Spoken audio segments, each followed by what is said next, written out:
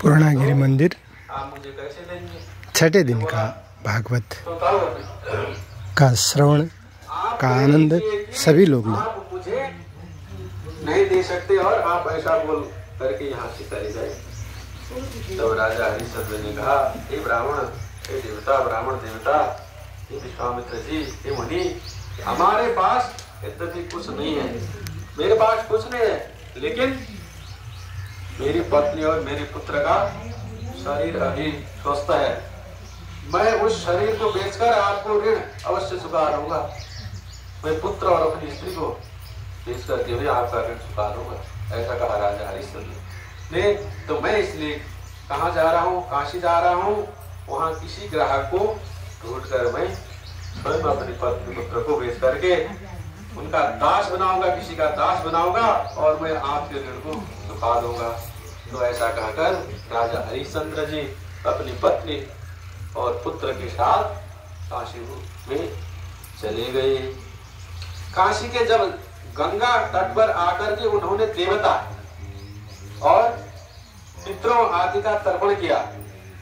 नदी पर गया जब काशी घाट में, तो और भगवान शिव की भक्त में लीन हो गए, वहां शिव भक्ति में लीन हो गए।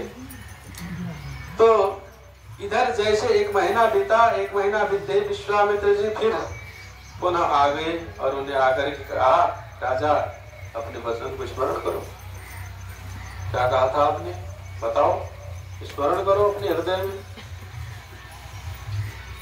तो इधर जैसे एक महीना बीता, एक महीना बीतते ही विश्वामित्र जी पुनः आ गए और उन्होंने कहा, स्मरण करो, अपना जो वचन था स्मरण करो।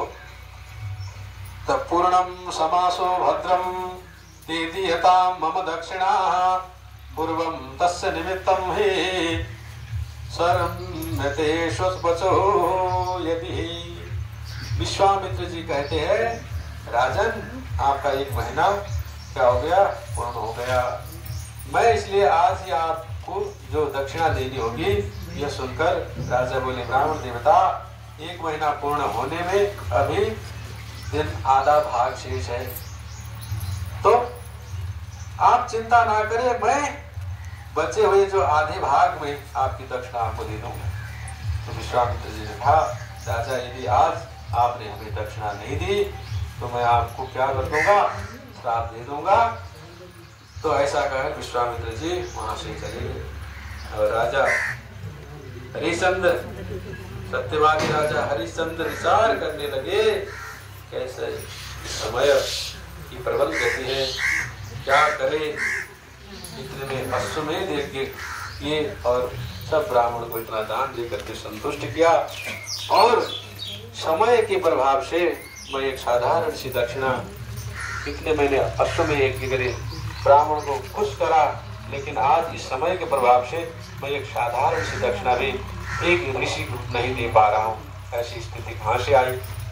बार बार उनको यहाँ आने में कष्ट हो रहा है, ब्राह्मण को यहाँ आने में कष्ट हो रहा है करके मन में विचार करने। तो राजन विचार करके भगवान से प्रार्थना करते हैं कि प्रभु मुझ पर ऐसा क्या अपराध बन गया, क्या हो गया, एक दक्षिणा भी एक ब्राह्मण को नहीं दान कर पा रहा हूं। हे प्रभु मुझ पर ऐसी कृपा करो कि मैं अपनी दक्षिणा को दे सकूं और अपने जो धर्म पथ से विचलित न हो पाऊं। ये कह रहे मन में स्मरण करने भगवान को। तो राजा को चिंतित देकर उनके धर्मवत ने कहा, हे महाराज आप चिंता छोड़िए, अपने धर्म का पालन करिए, आपकी वाणी असत्य नहीं हो सकती है, आप सत्यवादी हो, आपकी वाणी कभी असत्य नहीं हो सकती है, इसलिए आप मुझे बेचकर उस धन से उस विप्र ब्राह्मण के जो दक्षिणा चुका दीजिए। अब पत्नी के मुख से जब ऐसी बात सुनकर राजा मूर्छित हो गए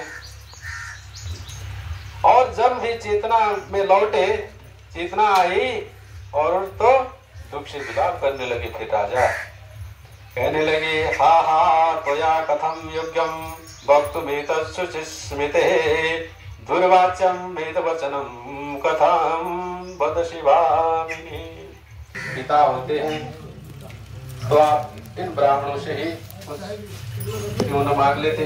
तो राजा ने कहा ये देवी ब्राह्मण तो जगत के गुरु है, जगत के गुरु है, उनकी पूजा करनी चाहिए, उनसे मांगना नहीं चाहिए, ब्राह्मण को तो दिया जाता है। और राजा ने कहा हे महाराज ये सब काल का ही प्रभाव है, काल ही व्यक्ति को देने लायक बनाता है और काल व्यक्ति को मांगने लायक बनाता है। काल समय व्यक्ति को क्या करता है, देने वाला, और समय क्या है, मांगने वाला भी बना देता है। तो एक ब्राह्मण को आपने सब कुछ दान दे दिया, तो एक ब्राह्मण से लेने में आपको आपत्ति क्यों? और अगर आपको मांगने की इच्छा, मांगना अच्छा नहीं लग रहा है, तो आप मुझे बेचकर उसी मूल्य से विश्वामित्र जी की दक्षिणा दीजिए। अब ये सुनकर राजा को अपार कष्ट हुआ और राजा चिल्लाने लगे, बोलने लगे कि आय अब मैं क्या करूं। रानी ने कहा कि महाराज आप जो संकल्प पूर्ण करना मेरा दायित्व है, आप पूर्ण करना हमारा दायित्व है, इसलिए आप मेरे मित्र मेरे को भेज के भी जो धनराशि मिलती है वो आप इस ऋषि को संतुष्ट कर दीजिए। तो राजा ने कहा देवी यह तो अत्यंत नीच कर्म है जो सामान्य पुरुष भी नहीं कर सकता है, तो मैं कैसे करूं?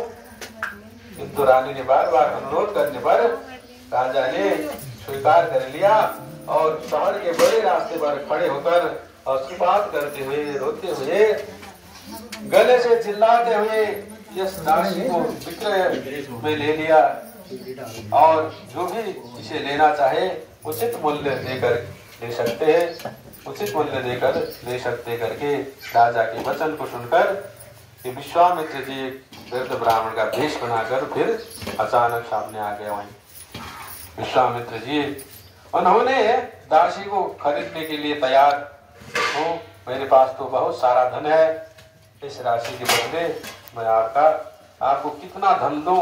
बोला तो ब्राह्मण के मुख से ऐसा सुनते ही हरिश्चंद्र का हृदय दुख से विदीर्ण हो गया और कुछ नहीं बोल पाया।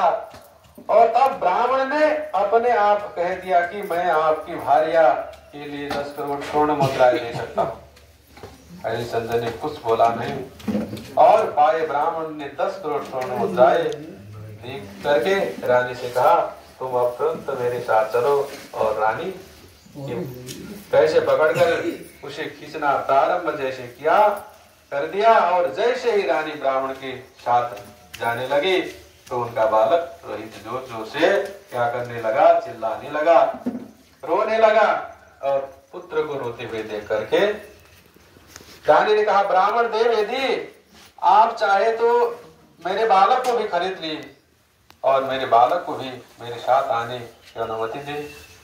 क्योंकि चरणों में प्रणाम किया और उनकी प्रदक्षिणा की और उनको प्रणाम करके कहा कि यदि मैंने अपने जीवन में कोई भी पुण्य किया हो, दान किया हो, ब्राह्मणों को संतुष्ट किया हो, तो आप भी मुझे हर जन्म में पति के रूप में मुझे प्राप्त हो। रानी के मुख से बात सुनकर हरिश्चंद्र विवल हो गए, रोने लग गए। इतने में वह ब्राह्मण, उनकी पत्नी और उनका पुत्र वहां से निष्ठुरता पूर्वक पीड़ते हुए वहां से लेकर के चला गया। और तो अगर आपने ऐसा किया है तो यह दूषित धन है और मैं उसे नहीं ले सकता। अब राजा बोले मैंने अपनी भार्या को 10 करोड़ स्वर्ण मुद्रा में और पुत्र रोहित को 1 करोड़ स्वर्ण मुद्रा में भेज दिया। 11 करोड़ स्वर्ण मुद्राएं मेरे पास है, इसे आप स्वीकार कर लीजिए। तो विश्वामित्र जी ने कहा कि हे राजन, राजसूय यज्ञ की दक्षिणा इतनी ही नहीं होती है, आप मुझे और दक्षिणा दीजिए।